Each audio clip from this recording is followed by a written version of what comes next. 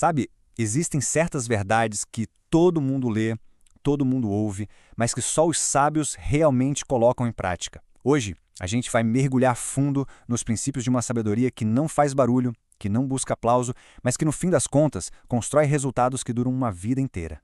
E a base de tudo isso é a discrição. Essa sabedoria não precisa de holofote, não precisa de palco, o que, vamos combinar, vai totalmente na contramão do mundo barulhento e performático que a gente vive hoje, né? A ideia central é essa. A verdadeira ação, aquela que transforma, é discreta, quase invisível no começo. Mas, com o tempo, os efeitos dela se tornam tão claros, tão inegáveis, que acabam falando muito mais alto do que qualquer palavra. E esse princípio aqui é a chave de tudo. A prova real da sabedoria não está no que a pessoa diz, no discurso bonito. Está no que ela constrói, nos resultados concretos que ela consegue gerar. As obras falam por si. Ok, vamos então para o nosso primeiro princípio, que é um verdadeiro teste para todos nós. A forma como a gente lida com o tempo. Aqui, a gente tem dois caminhos muito claros. De um lado, tem a urgência, a pressa, que leva a gente para decisões impulsivas e que, invariavelmente, cobra um preço bem alto lá na frente. Do outro lado, tem a sabedoria, que entende que cada coisa tem a sua hora. Sabe que paciência não é perda de tempo, é estratégia. A escolha entre um e outro é o que define o resultado. E aqui está o segredo. Essa espera não tem nada a ver com ser passivo, muito pelo contrário. É um ato de confiança. É uma quietude que se conecta com a certeza de que a solução vai chegar, mas no tempo dela.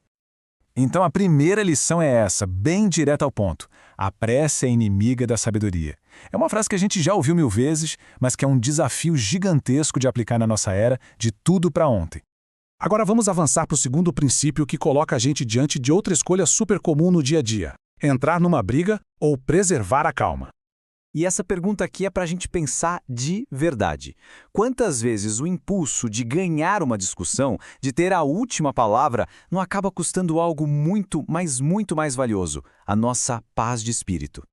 A ideia aqui é pura estratégia. Ser sábio não é fugir de todo e qualquer conflito. Não. É ter o discernimento para saber quais batalhas realmente valem a pena lutar e quais são só um dreno de energia.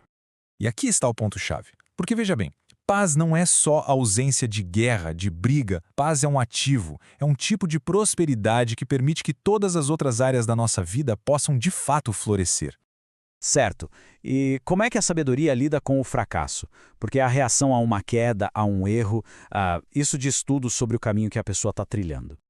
A diferença aqui na reação é gritante. O tolo cai, já aponta o dedo para todo mundo e fica ali preso na derrota. O sábio, quando cai, foca em uma única pergunta: o que eu aprendo com isso? E é essa lição que faz com que ele se levante muito mais forte. O ponto é o seguinte, cair, todo mundo cai. É inevitável. O que realmente faz a diferença é o que acontece logo depois. É essa capacidade de transformar o erro em aprendizado e o aprendizado na força para se reerguer. Essa é a chave. O erro em si não é o problema. Ele só se torna uma derrota de verdade quando a gente passa por ele e não aprende absolutamente nada. Isso nos leva agora a um conjunto de princípios que governam as pequenas escolhas do dia a dia. Sabe, aquelas que, quando somadas, acabam definindo o nosso destino. A moderação se apoia em 3 pilares. Primeiro, a coragem de dizer não, de impor limites para proteger aquilo que realmente importa. Segundo, o autocontrole, para que as emoções não ditem as regras e gerem arrependimento. E terceiro, valorizar o simples, entender que simplicidade é sinal de maturidade, não de falta. Juntos, esses pequenos atos constroem uma vida muito mais sólida. E esse versículo captura perfeitamente a essência de saber dizer não. Ser livre não significa fazer tudo o que é possível. Significa escolher o que é bom, o que é construtivo. É ter discernimento. Bom, depois de passar por todos esses princípios, a gente chega na grande pergunta, né? Qual é a recompensa final? Qual é o destino de quem escolhe esse caminho silencioso da sabedoria? E a resposta está toda contida nesse conceito: fidelidade. É a ideia de que a grandeza não é feita de grandes atos heróicos e espetaculares. Ela é construída na consistência do dia a dia, naquelas pequenas decisões que ninguém vê. E a base bíblica para isso é muito clara. A forma como a gente lida com as pequenas coisas, pequenas responsabilidades, é um reflexo direto de como vamos lidar com as grandes. O nosso caráter é forjado nos detalhes. Então, o resumo da ópera é este. A verdadeira sabedoria atua nos bastidores. Ela constrói sem fazer alarde, protege de um jeito que a gente nem percebe. E a recompensa, essa chega na hora exata. E para a gente fechar, fica uma promessa de permanência.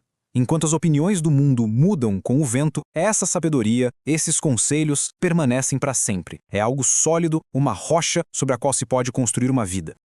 E aqui a gente chega num paradoxo final bem interessante. Este caminho pode até parecer mais lento para os padrões apressados do mundo, mas a promessa aqui não é de velocidade, e sim de chegar ao destino certo. Fica a reflexão. Talvez valha a pena avançar mais devagar para, no fim, chegar muito mais longe.